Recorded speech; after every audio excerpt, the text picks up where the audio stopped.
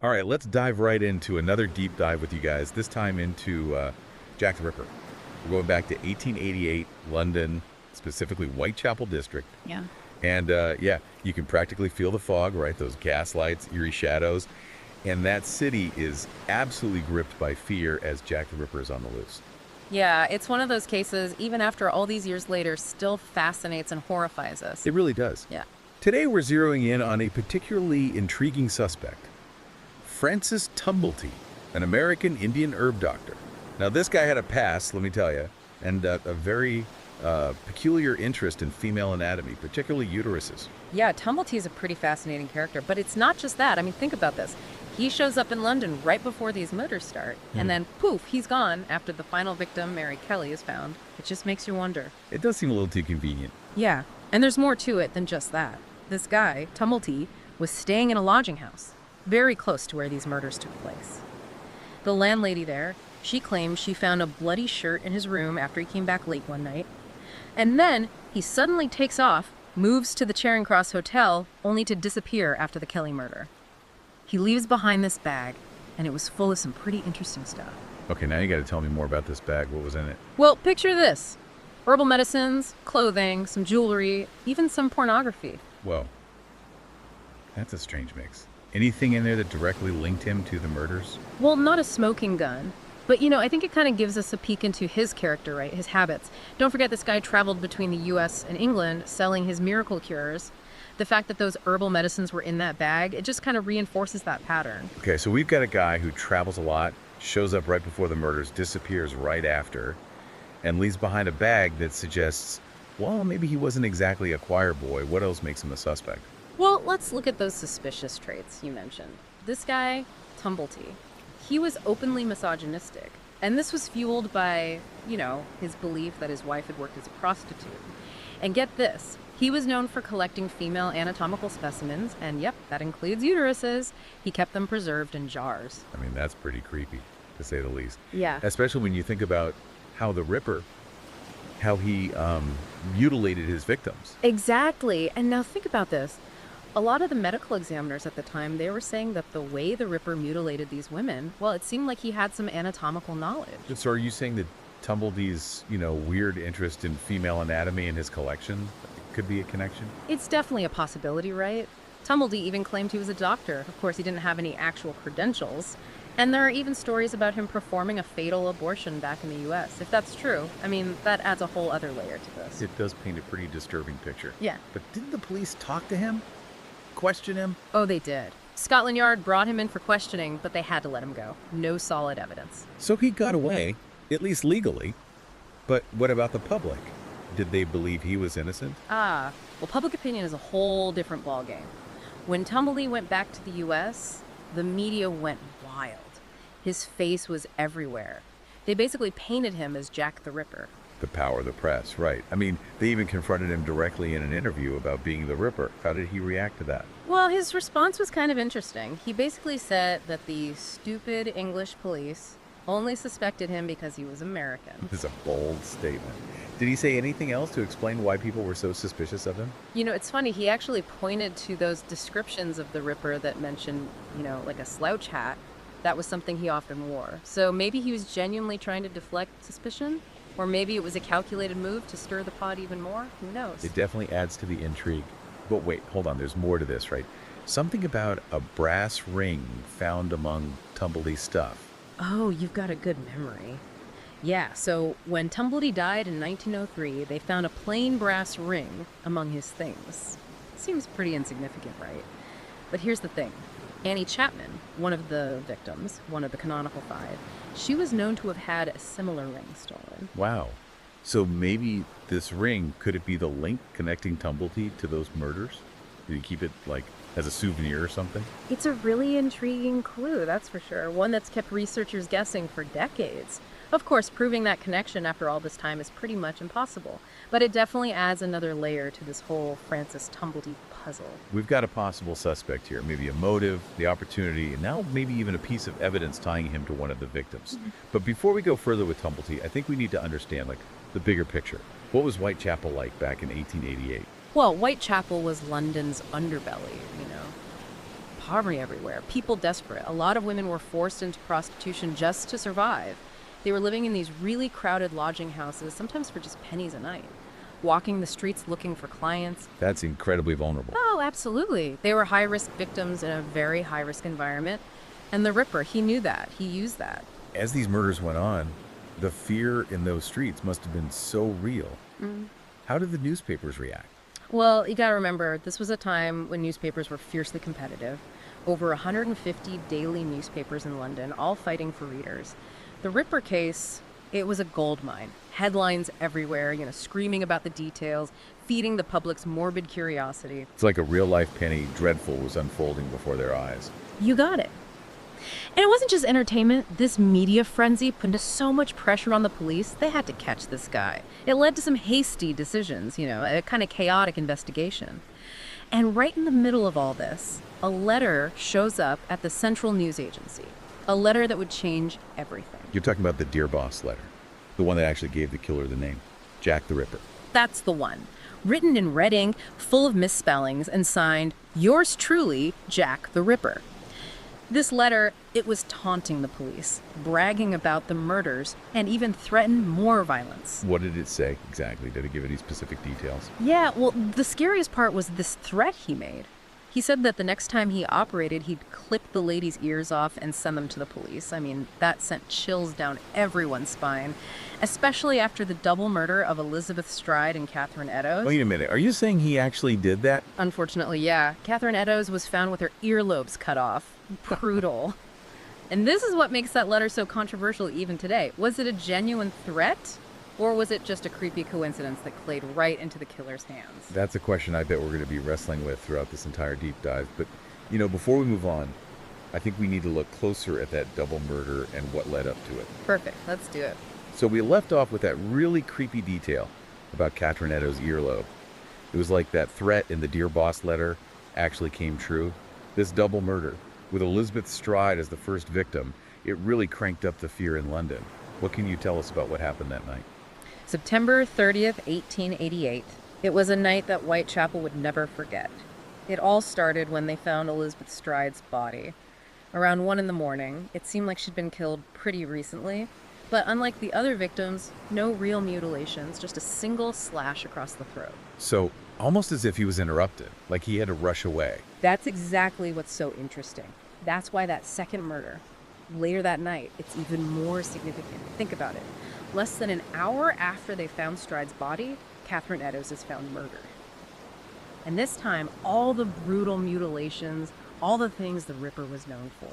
It's just horrifying to think that maybe he was interrupted during that first murder and it just had to find another victim so fast and then just unleashed even more violence. This double event, it really solidified the whole, the brutality of the Ripper and the sense of urgency in the investigation. Oh, absolutely. But amidst all this real fear, you also had this growing fascination in the public, fueled by all those newspapers, all those headlines.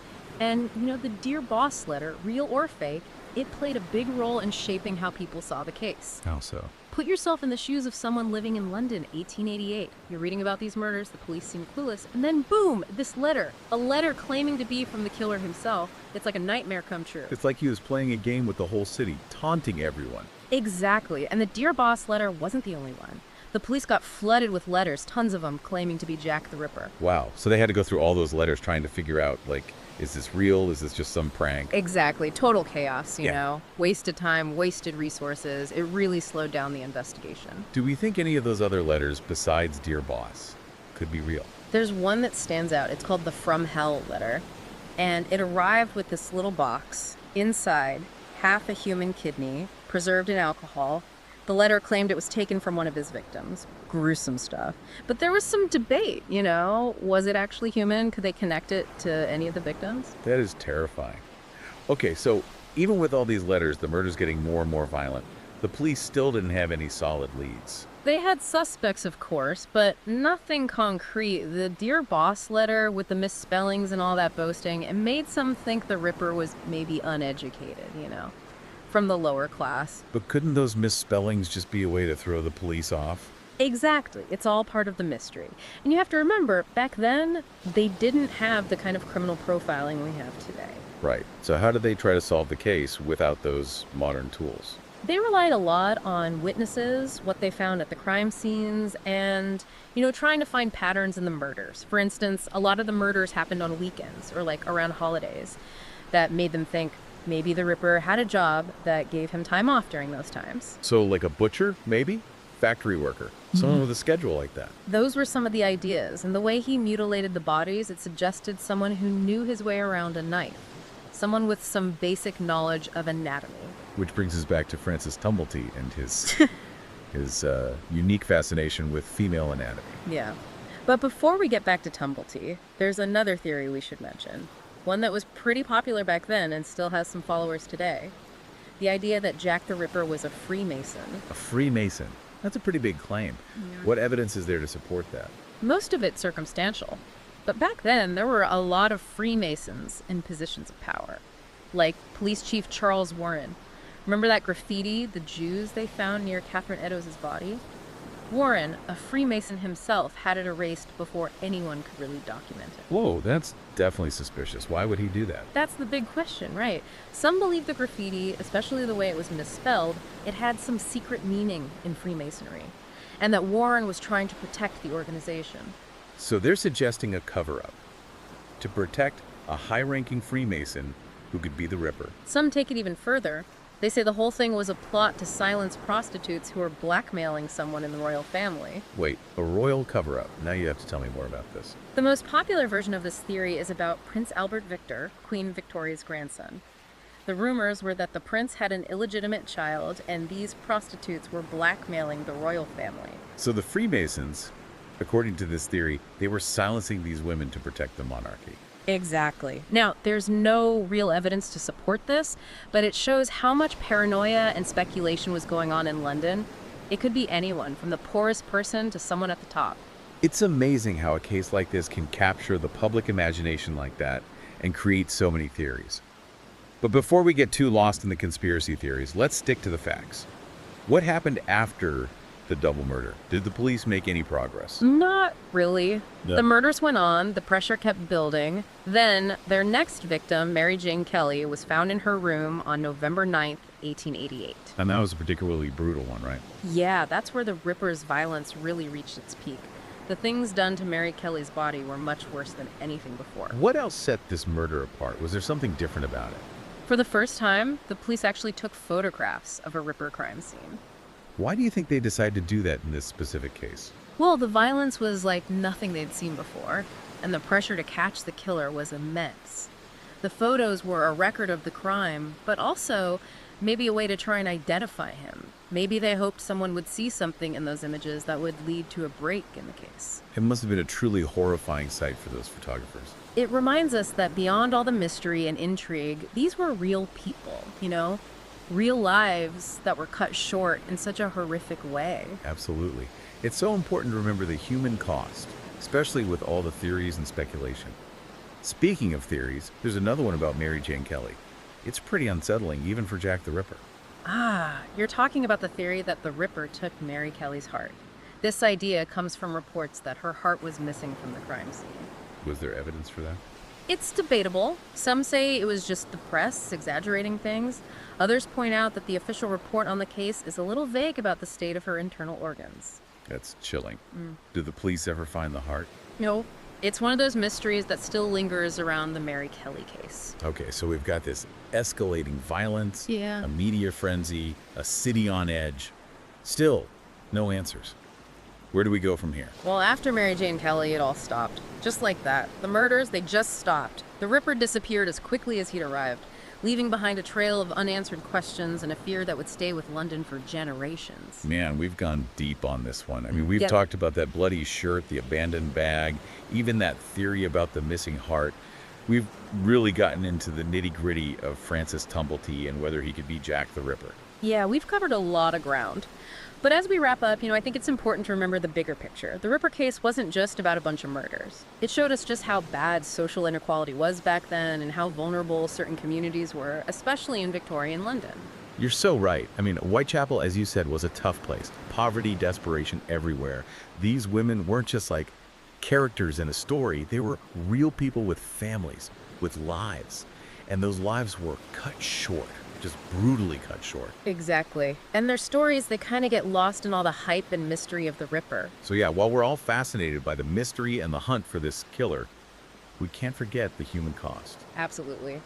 It reminds us that behind every true crime case, there are real people, real families hurting, and whole communities struggling to deal with the aftermath. It's a sobering thought.